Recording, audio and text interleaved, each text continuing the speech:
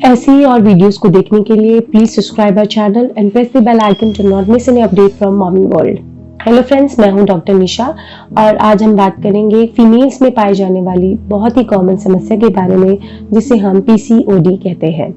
आयुर्वेद में से आर्तव व स्रोत का अवरोध कहा जाता है, जहां आर्तव का अर्थ होता है फीमेल्स में पाए जाने वाले एग और स्रोत का अर्थ होता है चैनल्स यानी कि रास्ता।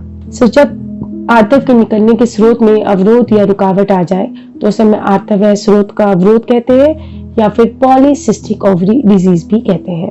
इस बीमारी के वैसे तो कई कारण होते हैं, परंतु हार्मोन्स के तालमेल का बिगड़ना और बिगड़ी हुई जीवन शैली इसके मुख्य कारण होते हैं। हमारे शरीर में हार्मोन्स का बैलेंस को बनाए रखने में और इस बीमारी में दोनों ही में हाइपोथैलेमिक पिट्यूटरी थायराइड एक्सिस का बहुत इंपॉर्टेंट रोल होता है। हाइपोथैलेमस जहां मस्तिष्क के मध्य में पाए जाने वाला एक छोटा सा स्थान है जो कि हार्मोन्स को सिक्रीट करके शरीर की बैलेंस अवस्था बनाए रखने में बहुत इंपॉर्टेंट रोल प्ले करता है। उदाहरण के तौर पर यदि हमारे शरीर का अंदरूनी तापमान जरूरत से ज्यादा बढ़ जाए तो हाइपोथैलेमस शरीर को सिग्नल देता है कि हमें बहुत पसीना आए ताकि हमारे शरीर का तापमान बैक टू नॉर्मल हो जाए।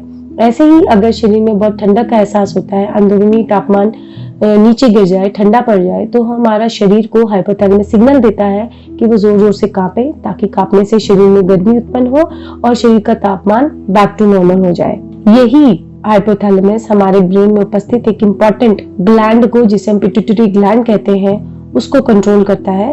पिट्यूटरी ग्लैंड एक मटर के साइज के जितना छोटा सा एक ग्रंथि होती है जो कि दिमाग के बेस में स्थित होती है। ये छोटी जरूर है परंतु ये हमारे शरीर के बहुत इंपॉर्टेंट फंक्शंस को कंट्रोल करती है। सबसे पहले तो हाइपोथैलेमस पुरुषों और महिलाओं दोनों में ही उत्तेजित होने के बाद, स्टिमुलेट होने के बाद गोनाडोट्रोफिन रिलीजिंग हार्मोन को रिलीज करता है, जिससे कि हमारे सारे रिप्रोडक्टिव ऑर्गन्स की फंक्शनिंग रेगुलेट होती है, कंट्रोल होती है। अगर ये हार्मोन का तालमेल बिगड़ता है तो हमारे रिप्रोडक्टिव ऑर्गन्स की फंक्शनिंग में भी असर पड़ता है। गोनाडोट्रोफिन रिलीजिंग हार्मोन आगे चलकर पिट्यूटरी ग्लैंड को स्टिमुलेट करता है, उत्तेजित करता है और उससे ल्यूटिनाइजिंग हार्मोन और फॉलिकल स्टिमुलेटिंग हार्मोन रिलीज होते हैं जो कि हमारी ओवरी से एक लेडी के अंडाशय में से एग को रिलीज करने में हेल्प करता है और मेंस्ट्रुअल साइकिल को लाने में हेल्प करता है। तो इससे जानने के बाद आपको ये क्लियर हो ही गया होगा कि अगर कभी भी कोई फीमेल को मेंस्ट्रुअल साइकिल्स में कोई दिक्कत आती है, उसके मासिक स्राव में कोई दिक्कत आती है, तो उसका मुख्य कारण होता है हाइपोथैलेमस पिट्यूटरी थायराइड एक्सिस का तालमेल का बिगड़ना। तो जब भी किसी कारण से फीमेल को मंथली पीरियड नहीं आते तो उस समय में, क्योंकि ये एक्सिस का तालमेल बिगड़ता है, तो ओवरीज में सिस्ट बन जाती है और वो सिस्ट जो है मेल सेक्स हार्मोन्स एंड्रोजन्स को बहुत ज्यादा प्रोड्यूस करने लगती है। इसके अलावा और भी कई कारण होते हैं जिनसे हमारे हार्मोन्स का संतुलन बिगड़ता है, जैसे कि हमारा खान पान अच्छा ना हो, हम तली और मसालेदार चीजें ज्यादा खाते हो, एरिएटेड ड्रिंक्स लेते हो, अल्कोहल ज्यादा ड्रिंक करते हो, स्मोकिंग ज्यादा करते हो, बासी खाना ज्यादा खाते हो, शारीरिक गतिविधियां हमारी कम हो, फिजिकल एक्टिविटीज के नाम पर हम कुछ ना करते हो, सैर ना करते हो, कोई भी फिजिकल एक्टिविटी ना करते हो, मानसिक तनाव बहुत ज्यादा हो, इसके अलावा एक महिला में मोटापा बहुत ज्यादा हो और शरीर में इंसुलिन हार्मोन की मात्रा जरूरत से ज्यादा हो, इन सभी कारणों से भी एक फीमेल को पीसीओडी हो सकता है। किसी किसी की फैमिली में जीन्स में भी ये रोग पाया जाता है, जैसे कि उनकी माँ को था, फिर उनकी नानी को था, पर नानी को था, तो फैमिलीज में भी ये डिजीज रन करता है। इन सभी कारणों के चलते शरीर में कई लक्षण देखने को मिलते हैं, जैसे कि मासिक स्राव, मेंस्ट्रुअल साइकिल की अनियमितता, दैट मीन्स इरेगुलरिटी, जैसे कि कभी मेंस्ट्रुअल साइकिल समय से पहले आ जाती है, कभी समय के बाद आती है और कभी तो बिल्कुल ही नहीं आती। क्योंकि इसमें मेल हार्मोन्स ज्यादा सिक्रीट होने लगते हैं तो मेल्स के जैसे कुछ साइंस एंड सिम्टम्स भी बॉडी में दिखने लगते हैं, जैसे उनके ठोड़ी पर बाल आने लगते हैं और उनकी आवाज मोटी होने लगती है। इसके अलावा महिलाओं में बाल झड़ने लगते हैं, मोटापा बढ़ने लगता है, मूड स्विंग्स होते हैं और सर में दर्द होता है, बिना किसी कारण के आपको अचानक से सर दर्द होने लगेगा और कितना ही आप रेस्ट कर लें आपको थकान का एहसास रहता है, आप कभी फ्रेश फील नहीं करते, ब्लड प्रेशर बढ़ने लगता है, चेहरे पर पिंपल्स या दाग धब्बे होने लगते हैं। ये बहुत ही कॉमन चीजें हैं जो महिलाओं में देखी जाती हैं। सबसे ज्यादा इसमें फर्टिलिटी पर असर पड़ता है। जो महिलाएं माँ बनना चाहती हैं उनको इस कारण से काफी दिक्कतों का सामना करना पड़ता है।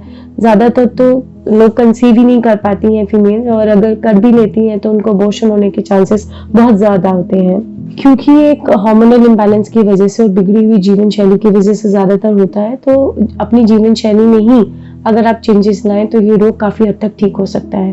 तो अगर हम घरेलू नुस्खों की बात करें, बहुत ही सिंपल घरेलू नुस्खे हैं जो आप यूज़ करें तो उससे आपको इस रोग में बहुत आराम मिल सकता है। जैसे कि आप आधा चम्मच आंवला पाउडर को यदि चुटकी भर हल्दी के साथ दिन में 2 बार खाना खाने के बाद लें तो उससे भी आपको इस रोग में बहुत फायदा मिलेगा।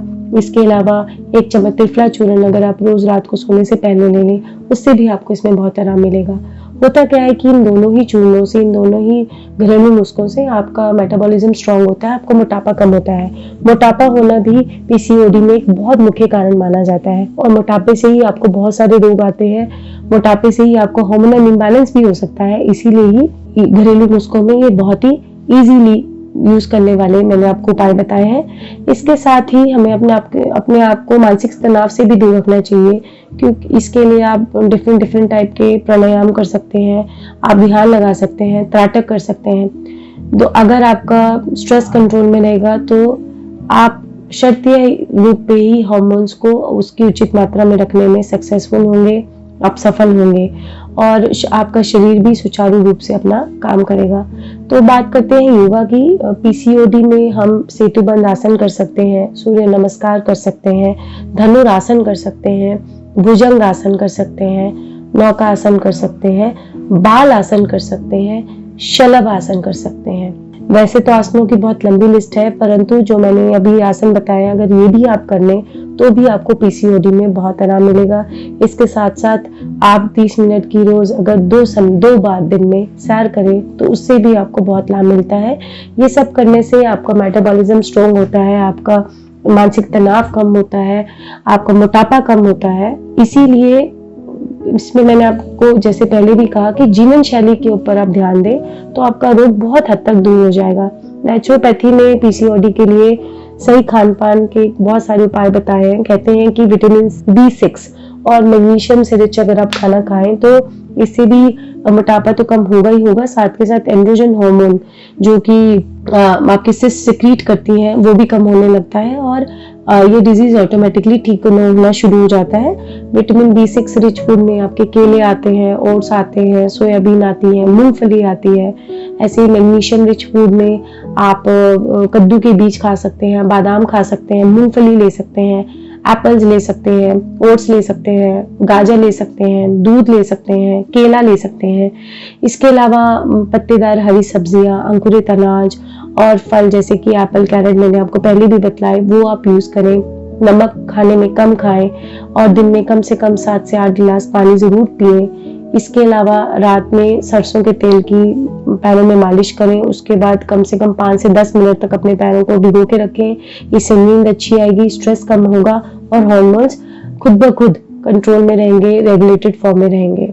आयुर्वेद में भी इसके लिए काफी औषधियों का वर्णन किया गया है, जैसे कि अशोका अरिष्ट, दशमूला अरिष्ट, शताब्दी की प्रिपरेशंस भी इसमें बहुत अच्छी रहती हैं। आप शताब्दी की कैप्सूल्स ले सकते हैं, त्रिफला गुग्गुल का प्रयोग कर सकते हैं, चित्रकादि वटिका, आरोग्य वर्तनी वटिका भी प्रयोग आप इसमें कर सकते हैं।